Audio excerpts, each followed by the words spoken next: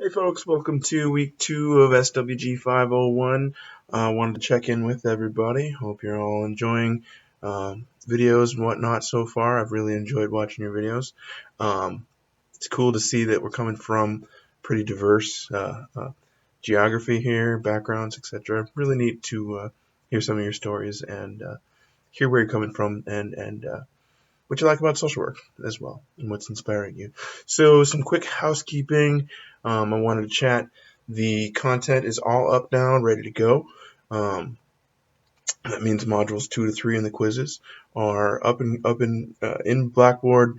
You can access. If you have any trouble, please shoot me an email, give me a call, whatever you need. Um, I wanted to chat about the quizzes really quickly. One thing on the quizzes that I wanted to make sure that everybody knew is that they're not quizzes per se. They're actually really more short essay.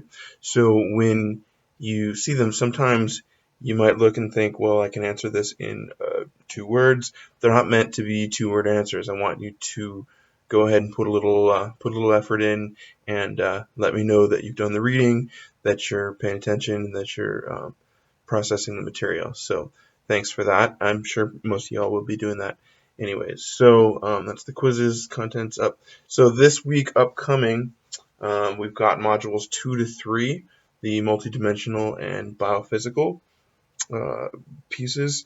Really looking forward to hearing from everyone on those.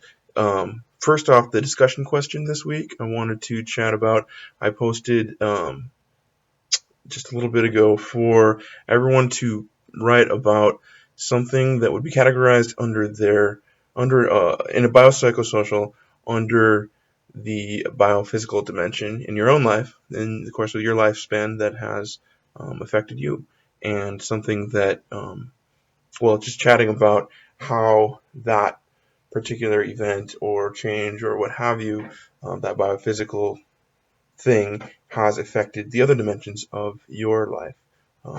Do a little processing around that. So I look forward to your answers on that in Blackboard, and look forward to your responses to each other as well. So then we have Module 2 this week, the multidimensional framework. So a couple things that I wanted you all to be paying attention to. I love the Venn diagram in there with the 3 concentric circles.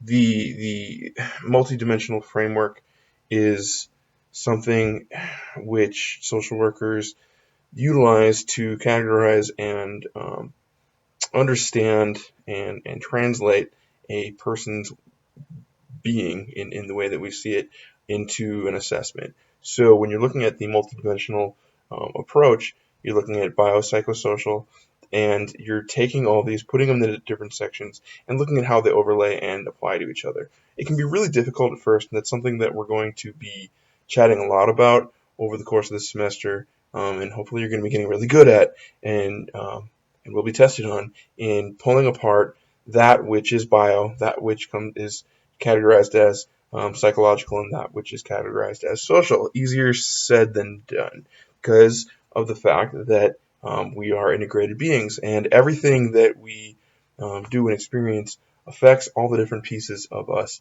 as people.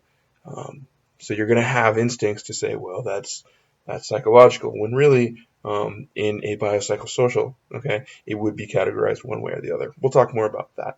So, anyways, this um, week, module 2 to start, talks about that multidimensional framework and sets that scene for individually looking at the biophysical, psychological, and social pieces therein. So, a couple other things in there.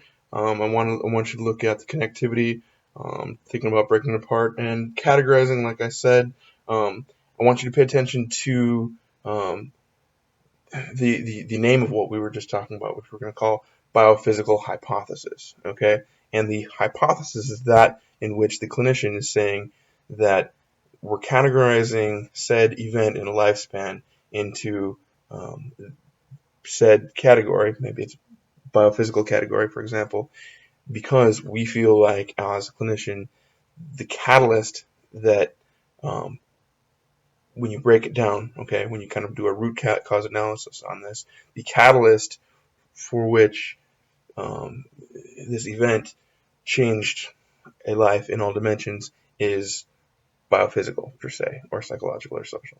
So we'll do some practice on that.